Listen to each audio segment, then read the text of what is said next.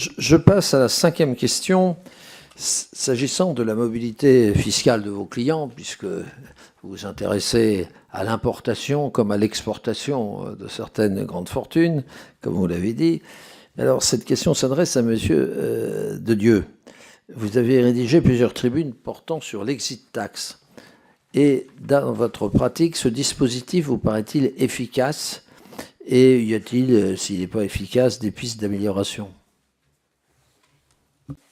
Alors, oui, je pense qu'il est efficace par rapport à l'objectif recherché à l'origine, qui était d'éviter les schémas, on va dire, de départ-cession précipité, où on pouvait, entre le signing et le closing, s'installer en Belgique et céder les titres en franchise de plus-value grâce aux conventions fiscales. Désormais, les délais de l'exit tax font que ce type d'opérations ne sont pas possibles, ou en tout cas la France est en capacité d'appréhender l'impôt.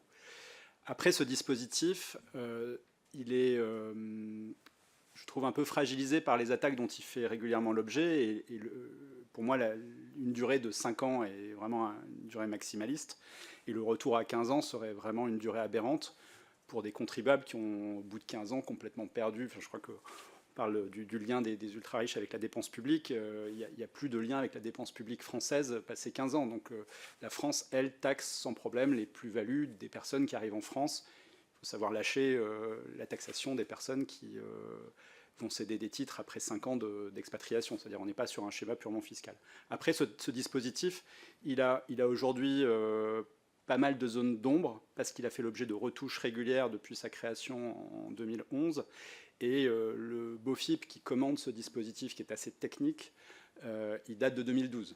Donc je sais que la DLF y travaille, elle doit le sortir prochainement, et je pense qu'il répondra à pas mal d'interrogations pratiques qu'on peut avoir aujourd'hui sur son fonctionnement, où je ne vais pas rentrer dans les détails techniques, mais il y a plein de micro-points qui suscitent des questions importantes, notamment sur les titres de sociétés à prépondérance immobilière, sur les titres de type management package, voilà, l'articulation de ce dispositif avec un certain nombre d'autres dispositifs. Et voilà à peu près ce que je voulais vous en dire. Petit moment d'honnêteté de l'avocat, et c'est rare. Il reconnaît carrément que l'exit tax marche, mais juste pour ce pourquoi elle a été créée. Empêcher la combine, où tu signes la vente de ta boîte, tu sautes en Belgique le lendemain entre la signature et le closing, et hop, plus-value zéro impôt. Ça, c'était l'arnaque, et c'est mort. Mais 5 ans, c'est déjà énorme, et l'idée d'un retour à 15 ans, comme certains le proposent, c'est juste pas sérieux. Après 15 ans à l'étranger, t'as plus rien à voir avec la France. À ce stade, c'est plus de l'anti-abus, c'est juste de la rancœur. Sur l'exit tax, si je peux me permettre, j'ai gagné un arrêt devant le Conseil d'État sur la rétroactivité de l'exit tax l'année dernière. Vous savez que lorsque l'exit tax a été réintroduit, il était rétroactif au 3 mars. Et pour un départ au sein de l'Union européenne, j'ai fait condamner cette rétroactivité et elle a été portée au 15 mai, qui était le dépôt du projet de loi de finances. Ça a été jugé par le Conseil d'État. Mais à cette occasion, le Conseil d'État a dit des choses intéressantes, en estimant que finalement, les grands principes du droit communautaire s'appliquaient lorsqu'était mis en œuvre un dispositif qui était susceptible de porter atteinte à une liberté communautaire, ce qui est le cas de l'exit tax. Et je pense que sous l'empire de cette jurisprudence, un retour à 15 ans serait probablement jugé contraire à la liberté de circulation des personnes. Est-ce qu'on peut se poser 2 secondes sur l'exit tax ? Parce que c'est un vrai sujet qui nous a animés, nous, législateurs. Quelqu'un quitte le pays. On ne le taxe pas tout de suite. On lui donne un délai pour payer cet impôt. En quoi c'est incitatif, l'exit tax, d'investissement en France? Au contraire, moi, il me semble que ça incite à quitter le pays pour bénéficier d'une exonération fiscale au bout d'un certain nombre d'années, qui passe de 15 ans ou à 5 ans. Quelqu'un qui reste en France paie, vend son entreprise, paie. Quelqu'un qui quitte le pays et vend son entreprise au bout de 2 ans ou 5 ans par rapport au délai, moi c'est pour ça que ça ne me gênait pas les 15 ans, parce que je trouvais qu'il y avait un délai raisonnable. Mais en quoi bénéficierons-nous d'une exonération alors que quelqu'un qui reste, lui, paye? Moi, j'aimerais qu'on puisse... J'assume, c'est le politique, membre de la Commission des finances, qui s'interroge sur un dispositif quand on est...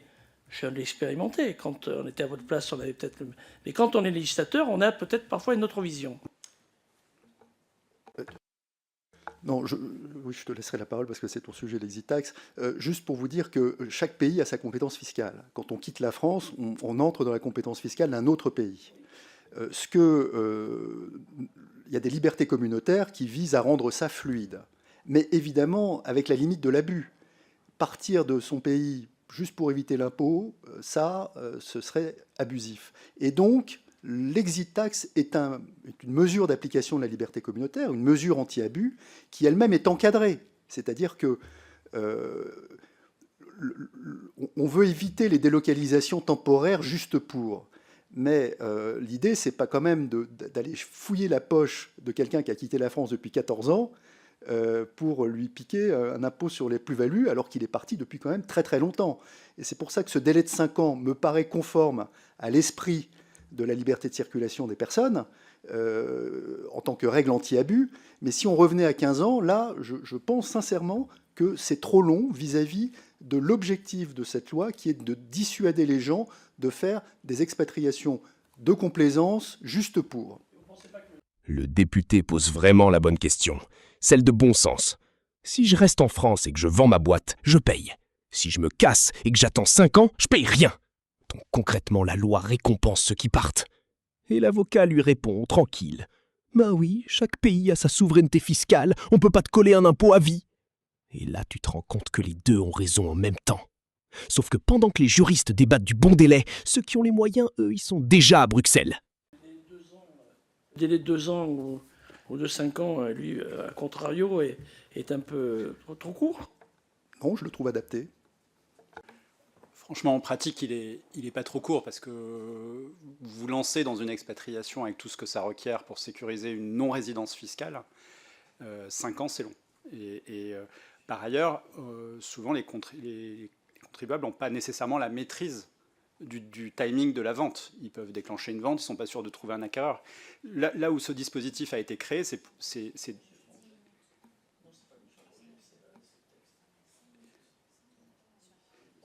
Obligé de suspendre, okay, parce qu'on a un vote éminent dans l'hémicycle et on revient.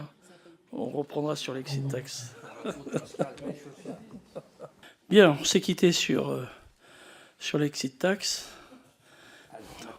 On aura une discussion, mais je pense qu'on a un vrai sujet d'attractivité. D'ailleurs, ça reste quand même très limité, l'application, dans les faits. Quand on regarde les effets, d'ailleurs, les effets, on ne les voit pas bien, puisque, par définition, c'est un report d'imposition et qui sera jamais taxé, si les gens ne reviennent pas et autres. Voilà, moi, simplement, je suis interpellé par le fait de dire je favorise le maintien des entrepreneurs en France en leur permettant de quitter le territoire et de bénéficier d'une exonération fiscale s'ils quittent. Voilà. C'est simplement... et quand on voit ce qui se fait avec les États-Unis, et qui est pas mieux, notamment l'impôt universel, voilà, donc je suis interrogatif. Je me permets, Monsieur le Président, de revenir à la charge. Donc, effectivement, dispositif anti-abus qui n'avait pas pour objectif de créer une taxation, mais d'empêcher une fuite de dernière minute avant session, lorsque la session était déjà packagée, on va dire. 5 ans, c'est très long, et en 5 ans, on n'a pas la certitude d'une session, on n'a pas la certitude d'une valeur, donc il y a un aléa très fort, et on ne peut pas dire que... on ne connaît pas de contribuables qui s'expatrient en disant j'ai un acheteur, je lui vendrai dans 5 ans. Donc c'est vraiment une philosophie différente. Par ailleurs, on a des textes dans le droit interne français qui permettent de taxer les plus-values sur des titres de société françaises par des non-résidents à condition d'en détenir au moins 25%. Donc il y a moyen de taxer des non-résidents sous réserve des conventions fiscales, évidemment. Enfin, il y a un sujet aussi de résidence fiscale qui fait que voilà, la résidence fiscale, elle doit être consolidée. Et on peut estimer qu'au terme d'une période de 5 ans, on a vraiment coupé les liens avec la France, on a suffisamment de durée pour que ce soit plus un départ abusif. Et une ultime remarque sur l'exit tax, on a les cas évidemment où ça fonctionne de manière relativement souple parce qu'on n'a pas de garantie à donner, mais il y a tous les cas dans lesquels il faut donner des garanties. Et c'est très compliqué parce qu'aujourd'hui, on se rend compte que de plus en plus, le Trésor public renacle à avoir en garantie un nantissement sur les titres objets de l'exit tax. Il faut aller chercher des garanties bancaires, ça coûte très cher. Lorsque la valeur des titres baisse, dans certains cas, les plus-values en report restent indéfiniment dans le champ de l'exit tax. C'est très compliqué à gérer dans la durée. Et donc 5 ans, c'est aussi cette durée. Là on est sur un sursis, on n'est pas sur un report. En fait, vous avez de l'exit tax sur les plus-values latentes. Oui. Effectivement, et vous avez de l'exit tax sur les plus-values en report. Sur les plus-values latentes, l'exit tax tombe au bout de 5 ans. Et sur les plus-values en report, elle reste indéfiniment due jusqu'à une cession qui peut intervenir. Oui, mais ça, c'est la règle dans toutes les plus-values en report. Sauf que les garanties, il faut les maintenir pendant 30 ans. Oui, d'accord, mais bon. Là, ce qui est intéressant, c'est ce que le président glisse au début. Il dit qu'il est interrogatif sur l'idée de garder les entrepreneurs en leur permettant de partir tranquillement. Et il balance même la comparaison avec l'impôt universel à l'américaine. Mec, ça veut dire qu'au fond de sa tête, il pense au modèle US, où t'es taxé partout dans le monde tant que t'as ton passeport. C'est exactement ce que la France n'a jamais osé faire. Et le jour où ils le font, t'as un raz-de-marée de gens qui rendent leur nationalité. Donc ils jouent avec le feu sans le dire.